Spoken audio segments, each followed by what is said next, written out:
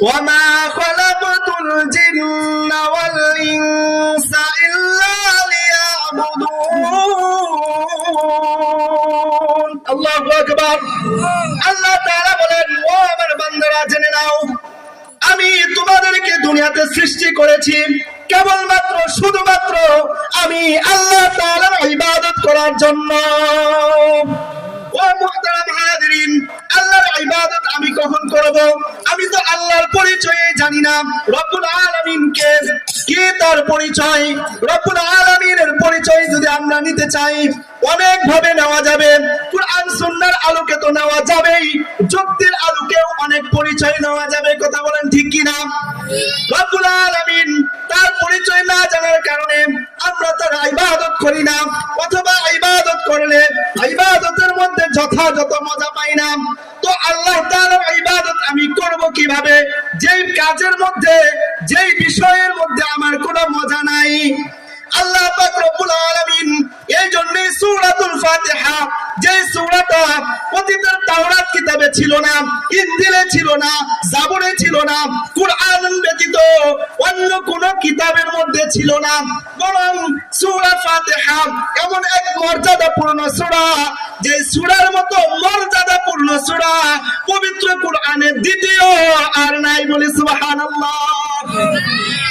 আল্লাহ নবী সাল্লাল্লাহু আলাইহি ওয়াসাল্লামকে এবং আখিরি জামানার এই উম্মতকে সূরাতুল ফাতিহা উপহার দেওয়া হয়েছে। যে সূরাতুল ফাতিহার অনেকগুলো নাম রয়েছে, তার মধ্যে একটি নাম হলো সূরাতুশ শিফা, আরেকটি নাম হলো সূরাতুদ দুআ। ও মুহতারাম হাজিরিন, এই সূরাতুল ফাতিহার সর্বপ্রথম আয়াতে কারিমার মাঝে আল্লাহ তাআলা তার প্রশংসা করলেন। কি প্রশংসা? তিনি নিজে বললেন, সমস্ত প্রশংসা বিশ্ব জগতের প্রতিপালক আল্লাহ তাআলার জন্য। এবার বিশ্ব জগতের সংক্ষিপ্ত একটি পরিচয় আমি আপনাদের সামনে তুলে ধরি, একেবারে সংক্ষিপ্ত। কেমন বিশ্ব জগৎ? আর বিশ্বের মধ্যে এত বড় গ্রহ নক্ষত্র আছে, যে গ্রহ নক্ষত্রের তুলনায় এই পৃথিবীটা একেবারে ছোট থেকে ছোট, সামান্য থেকে সামান্য। এই পৃথিবীটা আল্লাহ তাআলা এই যত নবমণ্ডল ভূমণ্ডল সৃষ্টি করেছেন, সমস্ত কিছুর মধ্যে যত এমন গ্রহ আছে, যে গ্রহের তুলনায় এই পৃথিবী একেবারে ছোট। আপনারা সকলে জানেন এই পৃথিবীর যে আয়তন প্রায় 51 কোটি বর্গ কিলোমিটার। কত? 51 কোটি বর্গ কিলোমিটার। আমাদের কয়জনের ক্ষমতা আছে, বা পৃথিবীতে এমন মানুষ কি আছে আমাদের জানা মতে যিনি সারা পৃথিবী ভ্রমণ করেছেন? কুরআনের ভাষায় আমরা 2 জনের ইতিহাস জানি যে তারা সারা পৃথিবী ভ্রমণ করেছেন। কিন্তু বর্তমান বিজ্ঞানের এই প্রযুক্তি যতই উন্নয়ন হোক, কিন্তু সারা পৃথিবী ভ্রমণ করেছে এমন মানুষ খুঁজে পাওয়া যাবে না। অথচ এই পৃথিবীর আয়তন কত? 51 কোটি বর্গ কিলোমিটার এই পৃথিবীর আয়তন। এই পৃথিবী সব সময় সূর্যকে কেন্দ্র করে প্রদক্ষিণ করে। এই পৃথিবীটা সূর্যকে কেন্দ্র করে ঘুরতে প্রায় 1 বছর সময় লেগে যায়, যার কারণে বছরের কোন অংশে গরম, কোন অংশে ঠান্ডা ইত্যাদি আবহাওয়া আমরা দেখতে পাই। রব্বুল আলামিন কত বড়, যে 51 কোটি বর্গ কিলোমিটারের পৃথিবীর চাইতে আমরা যে সূর্যটা দেখি, এই সূর্যটা হচ্ছে আপনার 13 লক্ষ গুণ বড়। সুবহানাল্লাহ। কত লক্ষ গুণ? 51 কোটি বর্গ কিলোমিটারের এই পৃথিবী নামক গ্রহের চাইতে সূর্য নামক গ্রহটা 13 লক্ষ গুণ বড়। তথা এই পৃথিবীর মতো 13 লক্ষ পৃথিবী ওই সূর্যকে দিলে সূর্য খেয়ে হজম করে ফেলবে। সুবহানাল্লাহ। অথচ ওই সূর্যটা আমরা দেখতে পাই কি? অনেক ছোট দেখতে পাই না? একটা প্লেটের মতো দেখতে পাই। তার কারণ কি? বিজ্ঞানীরা বলেন, যারা মহাকাশ গবেষণা করেন, তারা বলেছেন পৃথিবী থেকে সূর্য এত ছোট দেখার কারণ হলো যে পৃথিবী থেকে সূর্যের দূরত্ব 15 কোটি বর্গ মাইল। সুবহানাল্লাহ। কত কোটি বর্গ মাইল? 15 কোটি বর্গ মাইল। আমরা সকলেই জানি, আমরা যদি একটু উপরে উঠি, যারা 4তলা 5তলা বিল্ডিং এ উঠি, ছাদ থেকে তাকালে নিচে কি ছোট দেখা যায় না? যারা আমরা বিমানে চড়েছি, বিদেশে গিয়েছি, বিমানের জানালা থেকে নিচে তাকালে বড় বড় শহরগুলা কেমন মনে হয়? আপনারা যারা দেখেছেন তারা জানেন একেবারে ছোট মনে হয়। তাহলে আজকে 15 কোটি বর্গ মাইল দূরের সূর্য এই পৃথিবী থেকে দেখতে ছোট মনে হবে না বড় মনে হবে? ছোট মনে হবে। কিন্তু আল্লাহ তাআলার কুদরত দেখুন, রব্বুল আলামিন কত বড়, কত মহান। যেই সূর্যটার উপরের যে তাপমাত্রা, এটা প্রায় 6000 কোটি সেলসিয়াস, যেই তাপমাত্রা এই পৃথিবীতে সে দান করে, সুবহানাল্লাহ। আর সূর্যের ভিতরে প্রায় 1500 কোটি সেলসিয়াস তাপমাত্রা আছে, যেই তাপমাত্রার ফলে সে নিজেকে জ্বালিয়ে সে আমাদেরকে আলো দেয়। বলুন, সূর্যের কি কোনো ক্ষমতা আছে আলো দেওয়ার, নাকি রব্বুল আলামিনের নির্দেশে সে আলো দেয়? তাহলে চিন্তা করুন, রবের কাছে আমরা তাহলে কত ছোট। যে রব সূরাতুল ফাতিহার মধ্যে তার পরিচয় দিলেন যে বিশ্ব জগতের পরিচালক, বিশ্ব জগতের প্রতিপালক রব্বুল আলামিনের জন্য সমস্ত প্রশংসা, সেই সামান্য একটি উদাহরণ দিলাম। যদি আরেকটু সামনে এগিয়ে যাই, সূর্যটা আপনার যেই গ্যালাক্সিতে থাকে, আপনারা আমার থেকে হয়তো অনেকেই বেশি জানতে পারেন, সূর্য যেই গ্যালাক্সিতে থাকে সেই গ্যালাক্সিটা এত বিশাল, এত বড় যে আপনার আলোর গতি সম্পন্ন কোন যন্ত্র বা যানবাহন যদি তৈরি করা হয়, ওই গ্যালাক্সির এক মাথা থেকে আরেক মাথা পর্যন্ত যেতে হলে 1 লক্ষ বছর লাগবে, সুবহানাল্লাহ। আর ওই গ্যালাক্সির মধ্যে সূর্যের মতো এমন আরো লক্ষ লক্ষ গ্রহ নক্ষত্র আল্লাহ তাআলা সৃষ্টি করে রেখে দিয়েছেন।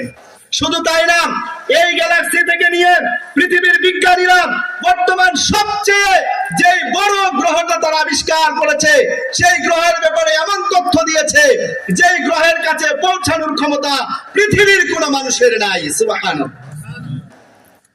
তাহলে আমরা দুনিয়াতে সামান্য টাকা পয়সা অর্থ সম্পদ পেয়ে আল্লাহ তাআলাকে ভুলে যাই। আল্লাহ যেভাবে আমাদেরকে ইবাদত করতে বলেছেন সেইভাবে ইবাদত করার কোনো মন মানসিকতা অনেকেরই নাই, মুহতারাম হাজিরিন।